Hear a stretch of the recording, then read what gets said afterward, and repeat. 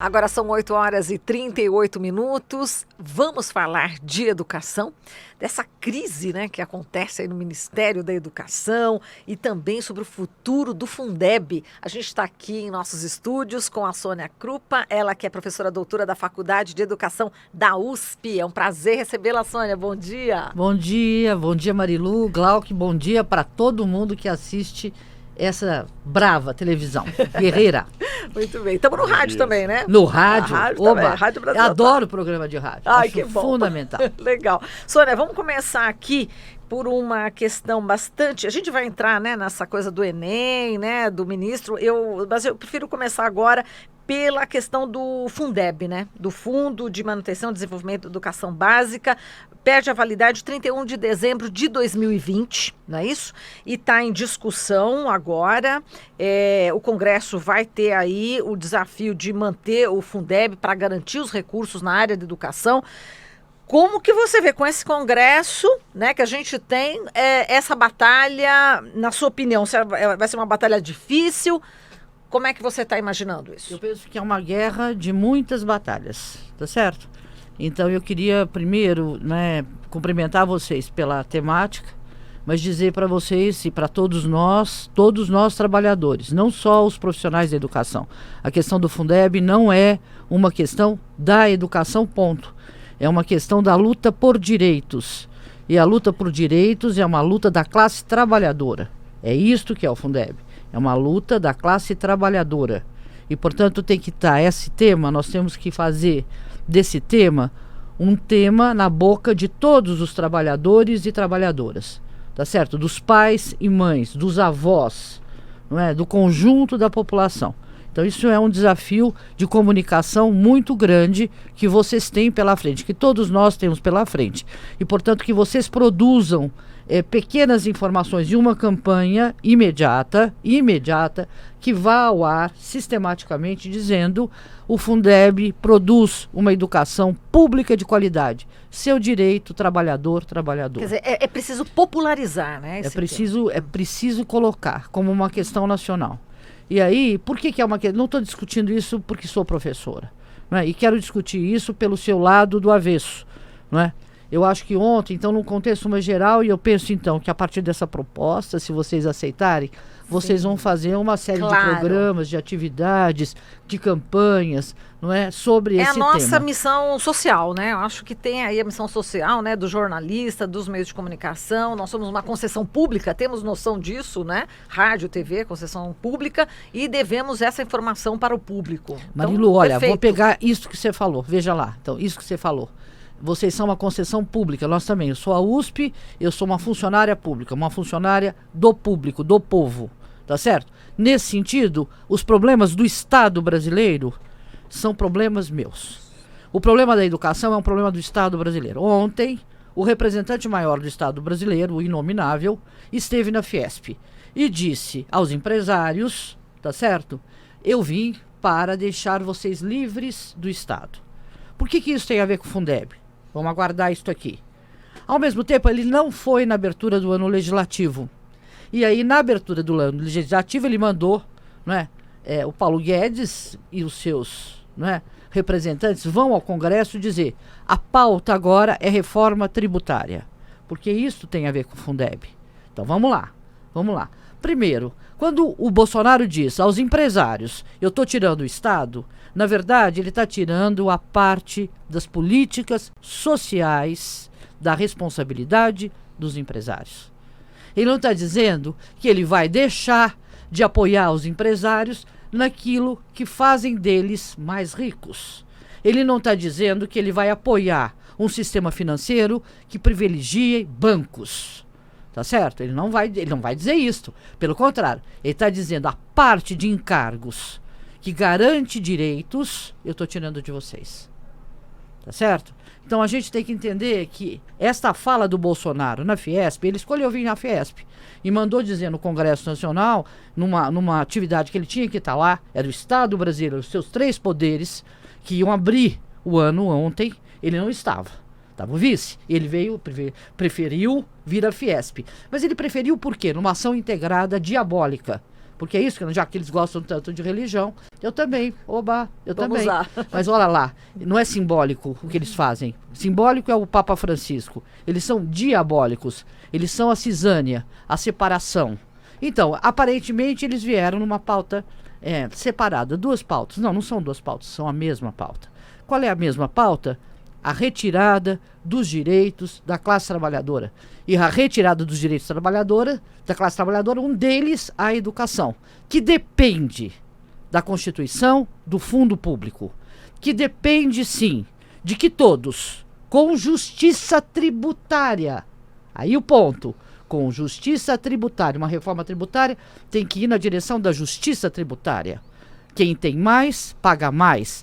Quem tem menos, paga menos ou não paga.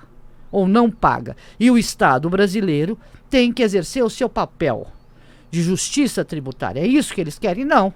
Eles querem uma reforma tributária, né, sob a alegação de que o brasileiro paga muito imposto, não é verdade? E que eles vão reformar a tributação. E aí todo cuidado outra vez, que isso tem a ver com o Fundeb, não é verdade? Eles estão com uma reforma tributária, das questões da reforma tributária, o Fundeb incide na receita de impostos, e não de taxas. Se eu tiver uma reforma tributária que privilegie taxas, eu comprometo o fundo. Tá certo? Então veja como nós temos que avançar na discussão. Avançar para compreender isso. Eu vou dar um exemplo sobre isso. Por exemplo, a cidade de Aparecida. Não é verdade? Nossa Senhora de Aparecida. Vamos lá para os santos que nos ajudem. Olha lá.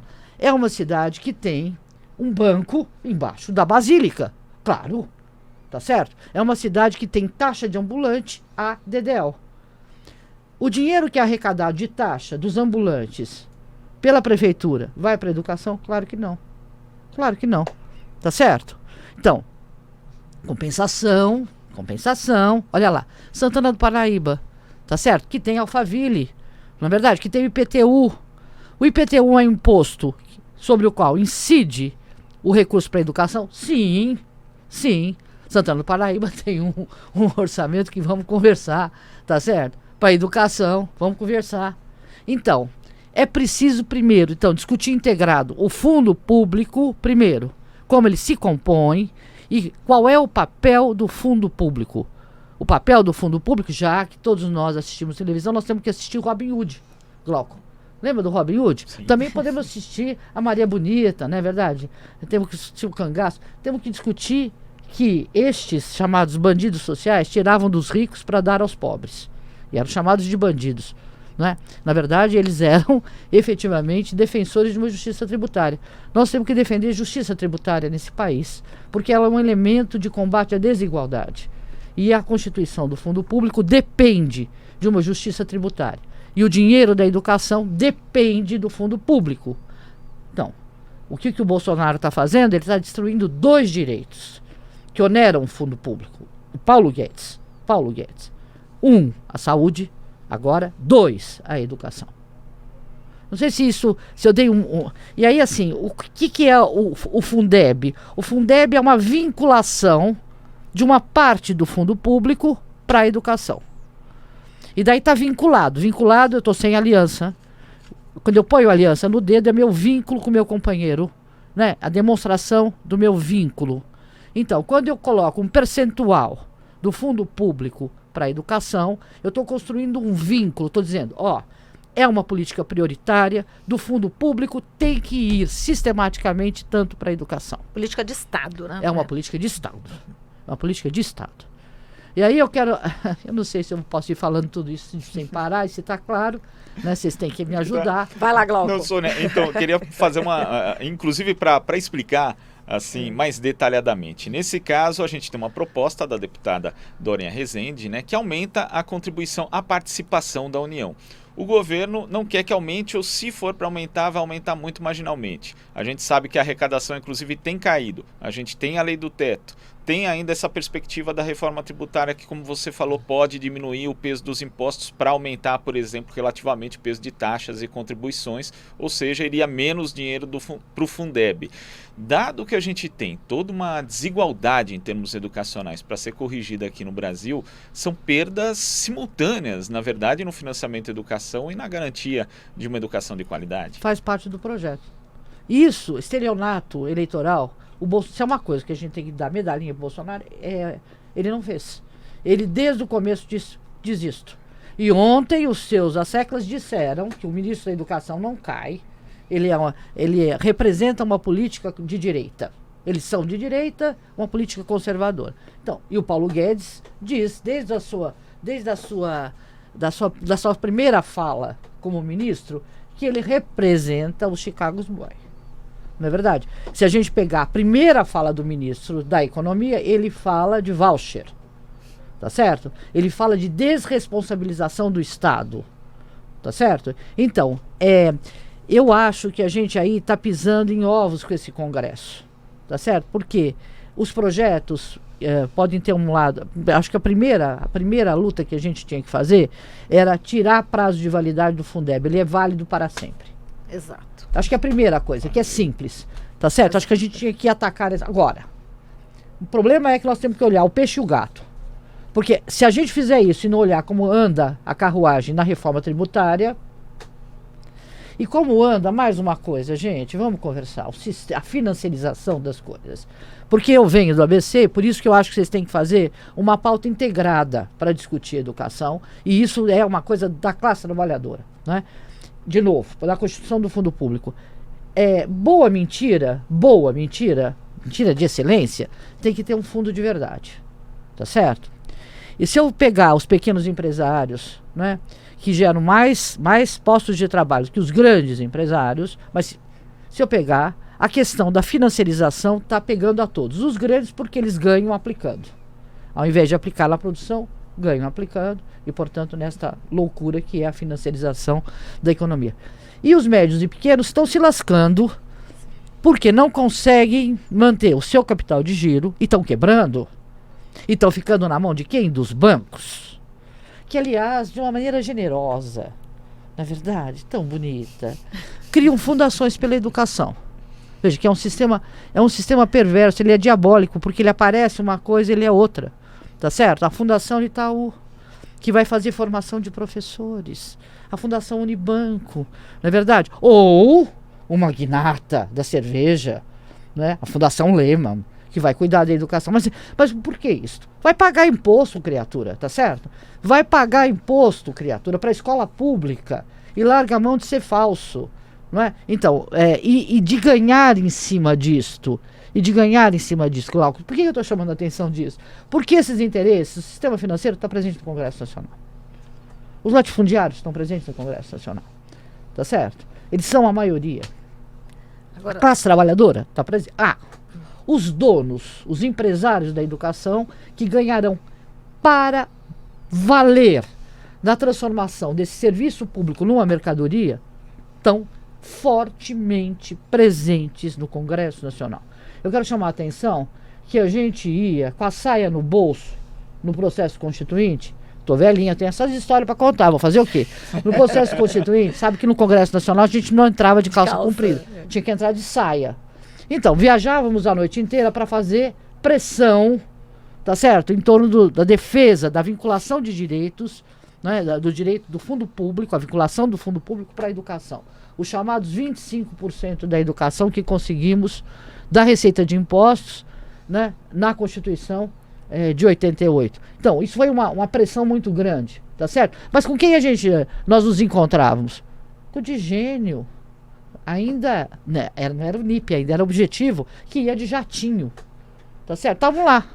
Então, qual era a questão deles? Eles também queriam o dinheiro do fundo público. O FIES mantém a lógica, tá certo? Do privado na educação, não é? Mantém. E coloca pra gente um desafio de novo, Glauco.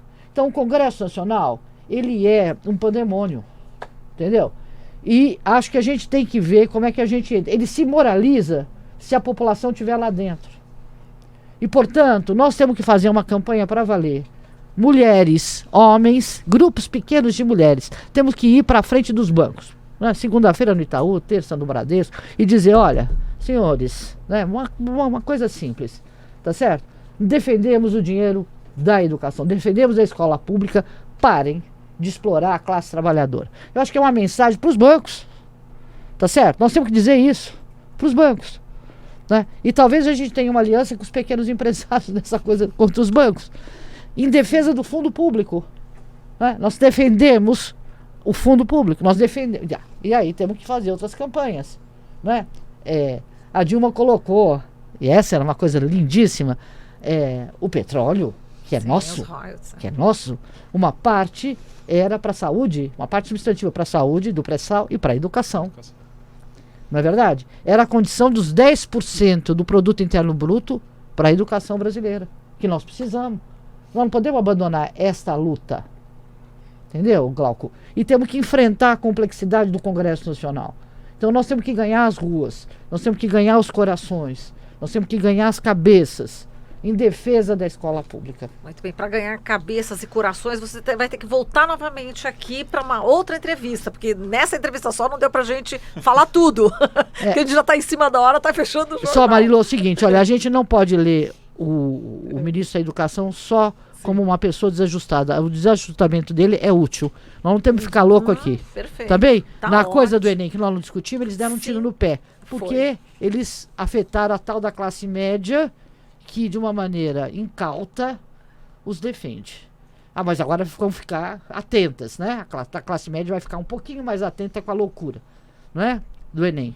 Então, isto é uma coisa para vocês, para a gente voltar a discutir. A gente volta a discutir, a gente inclui naquela lista de filmes o Bacurau, também é importante, né? Para todo mundo ver. Com certeza, Não é? Pra Oba. gente se armar realmente, ficar na resistência, Com né, certeza. Sônia? E vamos, né? E vamos animado, é verdade? E vamos É isso. animado. E vamos animado que a É luta isso aí. continua e é uma guerra. É verdade. Várias batalhas. Tá certo, Sônia. A gente aguarda você realmente em breve, novamente aqui no estúdio, para a gente aprofundar essa questão do Fundeb, porque sem ele está em risco a questão da educação, as escolas. Imagina as pessoas que Os só municípios têm- não suportarão. Exatamente. Vai acabar a escola. Os Vai acabar a municípios escola, não é? suportarão. Pode acabar, E por extinguir. que não suportarão? Tem que ter uma pauta sobre isso. Tá certo? Sim, Os vamos lá. prefeitos não suportarão. Maravilha, você volta, hein? Eu e muitos colegas que estão na luta, muitos trabalhadores da educação. A gente volta a conversar então. Falamos aqui com a Sônia Krupa, ela que é professora doutora da Faculdade de Educação da USP.